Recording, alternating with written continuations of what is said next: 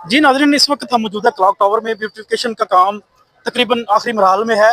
हम हमारे साथ मौजूद है हमारे ताजर रहनुमा, उनसे करते हैं बात कि वो इस काम से कितने मुतमिन है और वो क्या उनके पॉइंट ऑफ व्यू है। जी अल्हम्दुलिल्लाह फैसलाबाद की ब्यूटिफिकेशन का काम तकरीबन आखिरी मराहल में दाखिल हो चुका है और काम का मयार इंतहाई ज़बरदस्त है। और मैं तो चूँकि हमारी सारी ज़िंदगी इन्हीं 8 बाज़ारों में गुजरी है, यहीं कारोबार करते हुए गुजरी है, तो इसकी खूबसूरती में इजाफा जितना भी किया जाए कम है। हम इसकी खूबसूरती में जो इजाफा किया गया है इससे हम मुतमिन हैं और खुश हैं। और जो सबसे बड़ा मसला है शहर का, मैं आपकी वसासत से उसकी तरफ भी हुकूमत की तवज्जो दिलाना चाहता हूँ, वो है 8 बाज़ारों की पार्किंग का मसला। और उसमें कोई प्रॉपर पार्किंग का निज़ाम नहीं है। अगर हमने इसको व्हीकल फ्री बनाना है तो वो उन लोगों को जो यहाँ पर खरीदारी करने के लिए आएंगे उनकी सवारी के खड़े करने का इंतज़ाम भी बहुत ज़रूरी है। और जब तक वो नहीं होगा ये प्रॉब्लम जो है वो रहेंगी। तो उसके लिए भी इकदाम करने की ज़रूरत है। जो 3 4 5 जगह जो दी गई हैं पार्किंग के लिए वो नाकाफ़ी हैं, क्योंकि फैसलाबाद में तकरीबन 8 बाज़ारों में 50,000 के करीब यूनिट बनता है कारोबारी। और रोज़ाना 2.5 से 3 लाख लोग ये पूरे मुल्क से आते हैं यहाँ पर खरीदारी करने के लिए। ये कारोबारी हब है और पूरे मुल्क का होलसेल कारोबारी मरकज़ है। तो अच्छा सर बताइएगा कि शुरू में जब ये काम स्टार्ट होने से पहले जब लोगों को यहाँ पे बाहर से यानी कि ठेले उठाए गए तो तब लोग नाराज लग रहे थे थोड़े, ताजर बरादरी के क्या ख्याल आता है? देखिए, कारोबारी मामलात डिस्टर्ब ज़रूर हुए कि गुज़श्ता ये 3 महीनों से दुकानदारों का के लिए परेशानी का बायस तो बना, लेकिन ये है कि आइंदा अगर आने वाले वक्त में ये शहर खूबसूरत बनता है तो उसमें यकीनन कारोबारी हालात भी बेहतर होंगे। और जहाँ पर आपने जिक्र किया ये ठेले वगैरह उठाने का या तजावजात का, तो हमने कभी भी तजावजात के हक की बात नहीं की।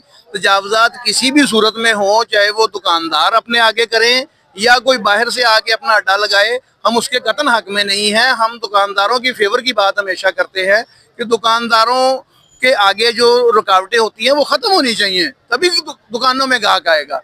तो तजावजात जितनी भी ख़त्म की जाए वो दुरुस्त इक़दाम है और हमेशा हमने उसको अप्रिशिएट किया है। अच्छा, आप बात कर रहे थे ये ट्रैफिक के हवाला से कि वो जो अंदर ट्रैफिक इंटर नहीं हो सकती। नहीं, बिल्कुल, ये मैंने जैसे बात की कि या तो उनके लिए बाज़ारों में कोई ऐसा पार्किंग का निज़ाम हो जहाँ पर कोई भी कस्टमर अपनी गाड़ी या मोटरसाइकिल खड़ी करके आसानी से खरीदारी कर सके, या बाजार में एक एक लाइन जो है वो उन्हें दे देनी चाहिए पार्किंग के लिए, क्योंकि कोई भी शख्स बाहर गाड़ी खड़ी करके या बाहर मोटरसाइकिल खड़ी करके खरीदारी करने के लिए नहीं आएगा। बहुत सारा कस्टमर जो है वो 8 बाज़ारों से निकलकर साइड की मार्केटों में चला गया। तो उसके लिए इंतहाई ज़रूरी है कि जितना सहल पसंदी होती जा रही है उसके हवाला से कोई भी शख्स ऐसा नहीं है कि वो बाहर गाड़ी खड़ी करे और पैदल चल के अंदर आए और फिर खरीदारी करे और फिर पैदल चल के सामान उठा के वापस जाए। नहीं, लेकिन ये जो खूबसूरती है ये आप भी देख रहे हैं कि ये जो खूबसूरती है, ये लाइटिंग लगी हुई है, पार्किंग से तो ये डिस्टर्ब हो गए, सारे ये मामला डिस्टर्ब हो गए। अब आप सेंटर में ये ग्रीन बेल्ट बना दिया गया है, ये सारी चीजें डिस्टर्ब होगी। अगर आप पार्किंग या कोई बाइक शाइक अंदर आएंगी तो ये तो फर्क पड़ेगा फिर सारी खूबसूरती का। जी नहीं, बिल्कुल भी फर्क नहीं पड़ेगा।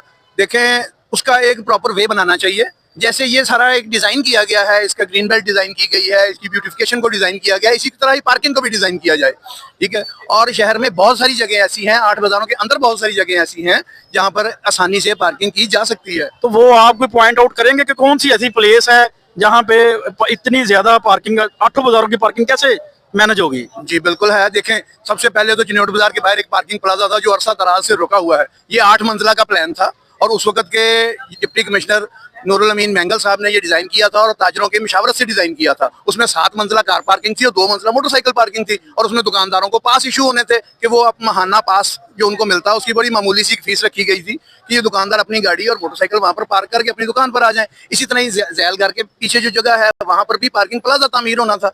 अब अगर वो सिंगल स्टोरी ऐसे ही मैदान रहेगा तो वहाँ पर तो चंद 100 मोटरसाइकिलें भी नहीं खड़ी हो सकती। इसी तरह कचहरी बाजार के बाहर सरकारी जगह बहुत सारी मौजूद है। इसी तरह ही अमीपुर बाजार के बाहर बहुत सारी सरकारी जगह मौजूद है। देखें, थाना कोतवाली वाली जगह है, वहाँ पर अब थाना कोतवाली जो पुरानी बिल्डिंग थी वहाँ पर तो अब कुछ भी नहीं होता, ठीक है। उसकी थाने की नई बिल्डिंग बन गई, वहाँ पर पार्किंग प्लाजा तामीर किया जा सकता है। इसी तरह भाना बाजार के बाहर पार्किंग प्लाजा तामीर किया जा सकता है। इसी तरह जंग बाजार के बाहर भी जगह मौजूद है सरकारी, वहाँ पर पार्किंग प्लाजा तामीर किया जा सकता है। तो जब तक हम पार्किंग की प्रॉपर चीज़ें नहीं देंगे दुकानदारों के ये मसाइल इसी तरह ही रहेंगे और वो परेशान होते रहेंगे। तो इसलिए जहाँ पर इतना पैसा ब्यूटिफिकेशन पे और खूबसूरती पर लगाया गया है वहाँ पर पार्किंग के का भी प्रॉपर निज़ाम होना चाहिए, ताकि तभी हम इसको व्हीकल फ्री बना सकेंगे। अगर हम इस तरह कहेंगे तो यकीनन दुकानदार डिस्टर्ब होंगे।